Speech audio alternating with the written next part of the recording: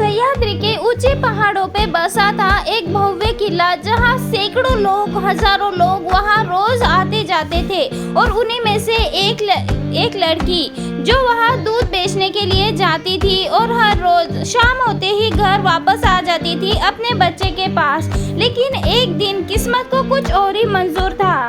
एक दिन उसे काम में देर हो गई और किले के बड़े बड़े दरवाजे बंद हो गए।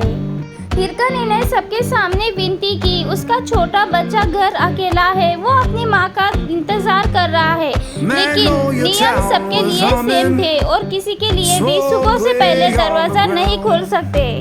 और अब हिरकनी के सामने सिर्फ अंधेरी रात थी और एक माँ का बेचैन दिल। और तभी उसकी नजर किले की ऊंची खतरनाक खाई पर पड़ी। हाथों में चुभते पत्थर, पैरों में फिसलने का डर, हर पल मौत का साया। कई बार उसका पैर भी फिसला, हाथ भी फिसला, हाथ में चोट भी लग गई। लेकिन फिर भी अपने बच्चे को देखने की उम्मीद, अपने बच्चे से मिलने की चाह।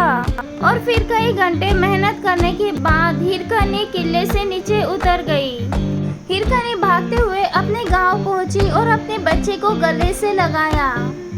उसकी आंखों में आंसू थे लेकिन दिल में सुकून था। जब ये सारी बातें छत्रपति शिवाजी महाराज तक पहुंची तो वो भी इस माँ के साहस को देखकर दंग रह गए। उन्होंने हिरकनी का सम्मान किया और उसकी याद में इस किले पर ब्रुज बनाया। और वही ब्रुज आज भी हिरकनी ब्रुज के नाम से जाना जाता है। और यही कहानी हमें सिखाती है कि एक माँ का प्यार किसी भी दर्द से बड़ा होता है। और इसीलिए कहते हैं दोस्तों, अगर इरादे मजबूत हो तो नामुमकिन चीज भी हमेशा मुमकिन हो जाती है।